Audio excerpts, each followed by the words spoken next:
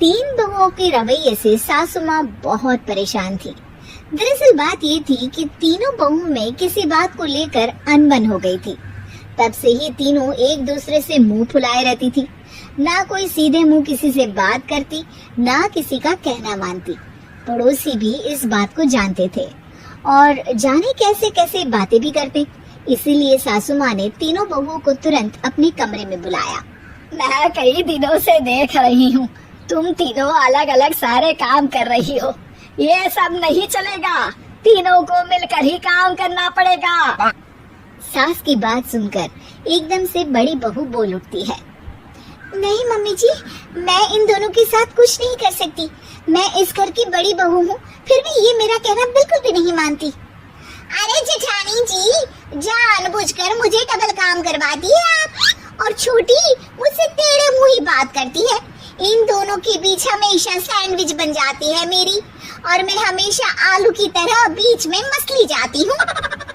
Mummy जी, इन दोनों को लगता है कि मैं छोटी हूँ तो इनके पैरों तले दब जाऊंगी, लेकिन नहीं, मेरा भी उतना ही अधिकार है जितना इन दोनों का है। बड़ी आई दोनों मेरी चुगली करने के लिए, मुझे क्या कम समझ रखा है।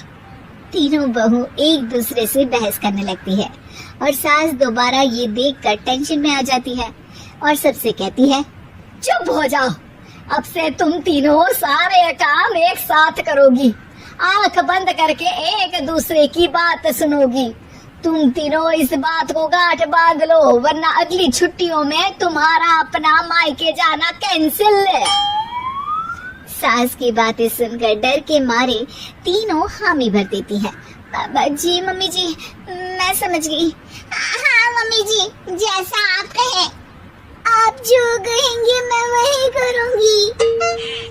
तीनों बहू सास की बात को गांठ बांध लेती है और वादा करती है कि अब से सारे काम वो तीनों एक साथ मिलकर ही करेंगी। ये सब देखकर सास खुश हो जाती है और वहाँ से चली जाती है। नीचे जाकर वो देखती है कि घर में शर्मा जी आए हुए होते हैं। सास जोर से आवाज लगाकर कहती है, अरे बहू, जरा चाय बनाकर तो लाना, शर्मा जी आए हैं।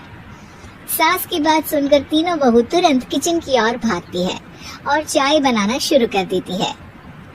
मुझे तो एकदम मसाले वाली कड़क चाय पसंद है, तो हम शर्मा जी के लिए मसाले वाली चाय ही बनाएंगे। अरे नहीं दीदी, गर्मी के मौसम में मसाला चाय कौन पीता है? मैं तो शर्मा जी के लिए इलायची वाली चाय ही बनाऊंगी। ये कैसी बात कर रही हैं आप दोनों? मेरी मम्मी ने सिखाया है कि मेहमान को ज्यादा दूध और शक्कर वाली चाय देनी चाहिए, वरना वो घर वालों को कंजूस समझते हैं। तो मैं तो शर्मा जी को ऐसे ही चाय दूंगी। तीनों बहुएं अपने अपने तरीके से चाय में शक्कर, मसाला, पत्ती सब डाल देती है। उबलने के बाद तीनों मिलकर चाय बाहर लेकर जाती है और शर्मा जी और सासू माँ को देती हैं। चाय पीने के बाद शर्मा जी सासू माँ को देखकर शर्मा जाते हैं और शर्मिंदा महसूस करते हैं कि आखिर उन्होंने चाय पीने के लिए हामी क्यों भरी। सासू माँ भी चाय पीना शुरू करती है और कहती है, अरे बहू, ये कैसी चाय बनाई है? चाय है या मीठे दूध की बासुंदी? हाँ, चाय अच्छी नहीं लगी क्या? कोई बात नहीं, हम पराठा बनाकर लाते हैं। चलो चलो अंदर। हाँ चलो। हाँ आती हूँ मैं भी। नहीं नहीं, मेरा पेट चाय ने ही चौपट कर दिया, वही काफी है। पराठे से पोपट नहीं करवाना, मैं तो चलता हूँ। शर्मा जी चुपचाप पतली गली से निकल जाते हैं। अगले दिन सास बहुओं से कहती है, अरे बहू, जाओ जाके ऊपर के गेस्ट हाउस की सफाई कर दो। कल हमारे यहाँ मेरे दूर के रिश्तेदार आने वाले हैं, तो पूरे कमरे को चमका देना, समझी?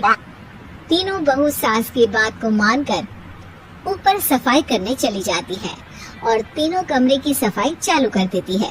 बड़ी बहू मकड़ी के जाले साफ करती है तो बीच वाली झाड़ू लगाना और छोटी वाली सर्फ डालकर जमीन धोना शुरू कर देती है। अरे दीदी, जेठानी जी, अभी मैंने पूरी फर्श धोई और आप फिर से धूल नीचे गिरा रही हैं। और मछली जेठानी जी, आप भी ना झाड़ू की धूल यहाँ छटक रही हैं। अरे तीनों को साफ करना है, एक साथ सफाई करते हैं ना। अरे वही तो, हम साथ साथ हैं, घर साफ साफ है। तीनों बहू ऐसे ही काम में उलझ जाती है और 2 घंटे तक एक ही कमरे की सफाई करती रहती है। बहुत देर से अपनी बहुओं को ना देखने के कारण सास ऊपर कमरे में उन्हें देखने जाती है, लेकिन कमरे में घुसते ही वो गीली फर्श पर फिसलने के कारण नीचे गिर जाती है। ओरी मोरी मैया, हड्डी मरोड़ के रख दी।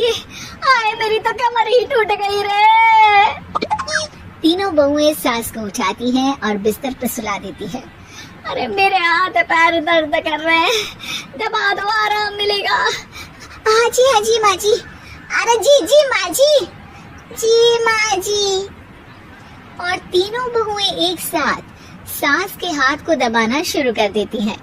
माँ की तो चीख ही निकल जाती है और नतीजा ये होता है कि सास के बचे हुए शरीर में भी दर्द उठ जाता है। हाय राम, ये क्या कर दिया तुम तीनों ने। अरे मेरी तो किस्मत ही फूटी है कि तुम जैसी बहुएं मुझे मिली। हे भगवान, पूरे शरीर में दर्द बढ़ गया है। अब तो पता नहीं कि चल भी पाऊंगी या नहीं। माफ करो, मुझे गलती हो गई मुझसे कि तुम तीनों को एक साथ काम करने के लिए बोला। सोचा था तीनों मिलके अच्छे से काम करेगी, लेकिन बड़े बुजुर्ग सही कहते थे कि 3 तिगाड़ा काम बिगाड़ा। तुम लोगों ने ये बात ना आज साबित करके दिखा दी। तुम तीनों को तो समझाना यानी मानो भैंस के आगे बीन बजाना है। तुम्हें अकेले अकेले काम करना है ना, तो अब से तुम अकेले ही अपना अपना काम करो। तीनों बहुएं वहाँ से जाने लगती है। अरे कहाँ जा रही हो? आप ही ने तो कहा कि अपना अपना काम करो, तो मुझे मुल्तानी मिट्टी लगानी है। अरे मुझे भी तो नेल पॉलिश लगानी है। मुझे ना मेहंदी लगानी है। सास अपना सर पीट लेती है और कहती है, अरे मुझे भी लगाना है कुछ। क्या माँ जी, क्या माँ जी, क्या माँ जी? तुम्हारे घर वालों को फोन तुम्हारी हरकतें बताने के लिए।